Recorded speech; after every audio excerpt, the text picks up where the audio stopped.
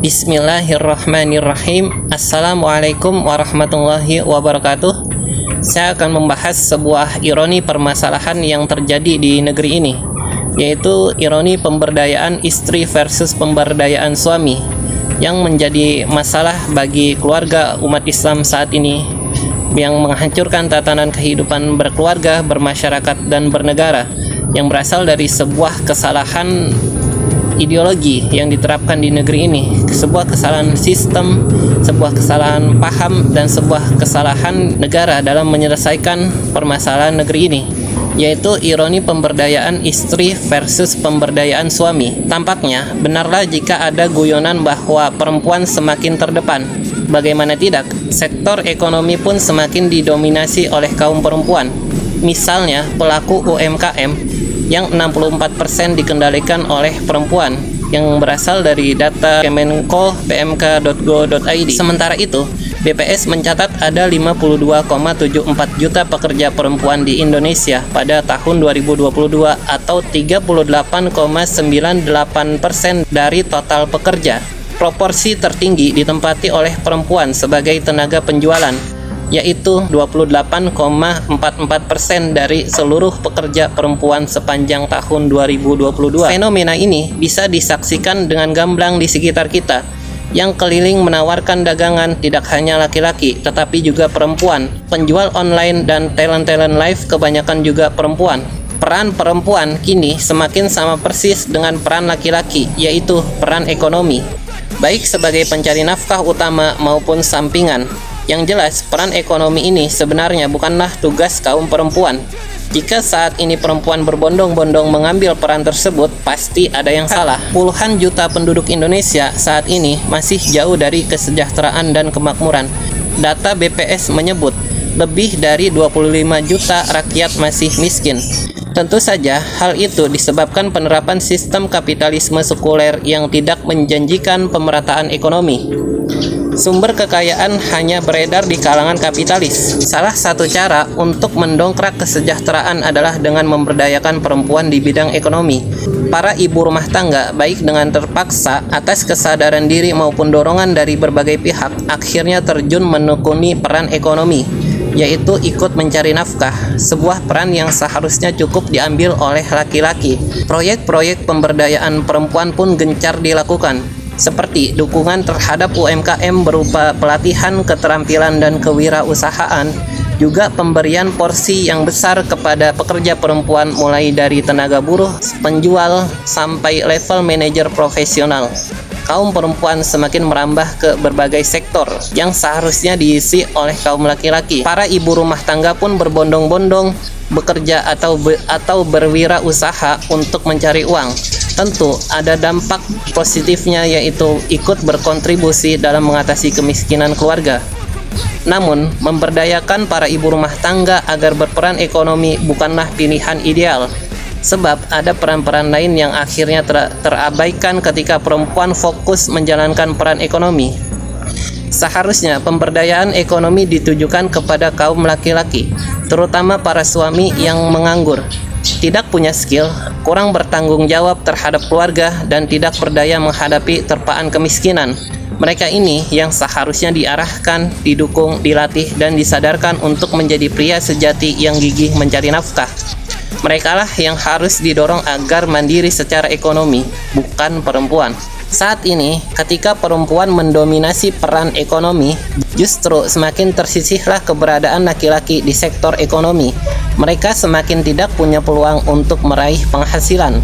Laki-laki akhirnya banyak yang menjadi beban keluarga, masyarakat, dan negara. Laki-laki banyak yang nganggur, bahkan bergantung secara ekonomi kepada perempuan di sekitarnya, termasuk mengandalkan penghasilan istrinya. Inilah lingkaran setan pemberdayaan perempuan. Saat ini, laki-laki dan perempuan berebut peran yang sama, yaitu peran ekonomi. Laki-laki mencari nafkah, perempuan pun sama. Laki-laki pergi pagi, pulang petang untuk bekerja, perempuan pun sama. Kalau bekerja di rumah pun, perempuan terpaksa punya jam kerja yang sama panjangnya dengan laki-laki. Bagi laki-laki yang secara fitrah memang peran utamanya peran ekonomi, hal itu tidak masalah. Namun bagi perempuan yang peran utamanya bukan peran ekonomi, tentu membawa dampak negatif. Ibarat seorang pemain film, jika ia mendapatkan dua peran sekaligus, tentu bagiannya untuk syuting lebih panjang. Tugasnya menghafal naskah 2 kali lipat, capeknya juga 2 kali lipat. Begitu pula perempuan yang berperan ganda. Justru peran utama perempuan, yaitu mengurus rumah, mengasuh, dan mendidik anak, tidak bisa dijalankan dengan baik, termasuk tidak maksimal dalam menjalankan peran keistrian. Belum lagi peran keibuan. Ia jadi tidak dapat hadir membersamai tumbuh kembang anak-anak secara intensif. Waktunya habis untuk bekerja. Naluri keibuannya terusik. Di satu sisi, ada rasa bersalah tidak dapat mendampingi tumbuh kembang anak-anak. Di sisi lain, ia mengkhawatirkan masa depan diri dan anak-anaknya. Jika ia tidak ikut berdiri memperjuangkan ekonomi keluarganya, pilihan yang sangat dilematis. Tentu saja, beban stres perempuan pencari nafkah juga tinggi. Ia harus terus-menerus memikirkan pekerjaan kantor sekaligus pekerjaan rumah. Belum lagi tekanan dalam pergaulan, penampilan, gaya hidup, dan persaingan di sektor ekonomi bukanlah perkara mudah bagi perempuan yang perasa. Islam menggariskan perempuan untuk menjalani peran yang berbeda dengan laki-laki. Sebagai peran yang unik, yang paling ideal dikerjakan oleh perempuan, peran yang strategis dan mulia walaupun tidak mendatangkan uang. Disinilah perempuan dapat memberdayakan dirinya secara maksimal. Pertama, peran sebagai hamba Allah. Seorang individu muslimah yang wajib taat kepada Allah Subhanahu wa Ta'ala, menjalankan perintahnya dan menjauhi larangannya. Mendidik diri agar berkepribadian Islami atau syakhsiyah Islamiyah, memiliki pemahaman Islam yang kafah, yang total, yang menyeluruh, mulai dari akidah sampai syariah, mengembangkan potensi dirinya menjadi versi terbaik seorang muslimah. Kedua, peran keumatan, yaitu berkontribusi pada tugas sosial, kemanusiaan, dan politik, amal solih di ranah publik, khususnya di komunitas sesama perempuan. Di sini, perempuan paling peduli dengan urusan masyarakat, seperti mengurus anak-anak yatim piatu, menyantuni janda, membantu korban perang atau bencana alam. Ketiga, peran keistrian, yaitu sebagai pendamping suami, cakap atau pandai, menjadi sahabat terdekat suami, hingga ada saling kecenderungan di antara keduanya. Cakap mengurus rumah tangga, mengelola keuangan keluarga, merapikan rumah, melayani kebutuhan suami, dan menjaga hartanya. Cakap dalam berkomunikasi dan menjadikan relasi dengan suaminya harmonis, penuh sukacita dan kebahagiaan. Keempat, peran keibuan, yaitu tugas sebagai ummu warabbatul bait atau pengatur rumah tangga, pengasuh, dan pendidik anak. Di sini, perempuan sebagai pendidik pertama dan utama generasi penerus bangsa, tugas penting dan mulia yang tidak bisa digantikan oleh siapapun. Kelima, peran kenegaraan atau peran politik, yaitu memiliki kepedulian terhadap aspek politik, bisa berkiprah langsung secara praktis dalam aspek politik pemerintahan, bisa juga sebagai rakyat yang melakukan muhasabah kepada penguasa. Itulah peran yang diharapkan dalam sistem kehidupan seorang perempuan. Pemberdayaan atas peran unik tersebut yang seharusnya digencarkan. Adapun laki-laki punya peran unik yang juga hanya ideal jika dilakukan oleh laki-laki. Mereka punya tugas yang strategis yang berbeda, hingga terciptalah keseimbangan dalam kehidupan berkeluarga, bermasyarakat, dan bernegara. Pertama, peran individu.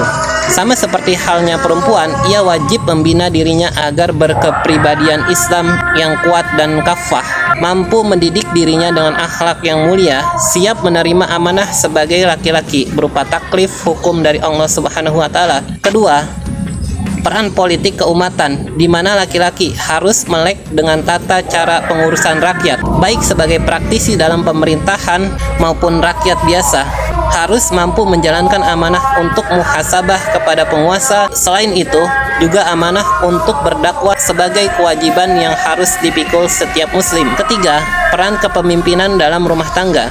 Cakap menjadi pendamping istri, bijak membuat keputusan untuk kebaikan keluarga, mampu membimbing istri, bersahabat dengannya, hingga berdua dapat mewujudkan keluarga yang sakinah, mawaddah, dan rahmah. Keempat, peran ekonomi, yaitu kecakapan dalam mencari nafkah, gigih, rajin, sungguh-sungguh, dan kreatif dalam mencari uang. Kelima, peran keayahan, yaitu cakap dalam mendidik anak-anaknya. Karena itu bukan tugas istri semata. Demikianlah, jika laki-laki dan perempuan dapat menjalankan perannya masing-masing dengan baik, insya Allah akan terwujud keseimbangan. Tidak ada lagi kemiskinan jika laki-laki berdaya. Tidak ada perceraian jika rumah tangga sejahtera. Tidak ada anak-anak yang gagal jika dibesarkan dalam keluarga yang harmonis dan bahagia. Namun, semua itu butuh sistem hidup yang ideal, yaitu sistem Islam, di mana negara ikut memberdayakan suami dan istri sesuai syariat Islam, yaitu sistem khilafah, sistem pemerintahan Islam yang diwariskan oleh Rasulullah SAW. Demikian pembahasan kali ini, ironi pemberdayaan istri versus pemberdayaan suami dan Islam sebagai solusinya. Semoga bermanfaat. Assalamualaikum warahmatullahi wabarakatuh.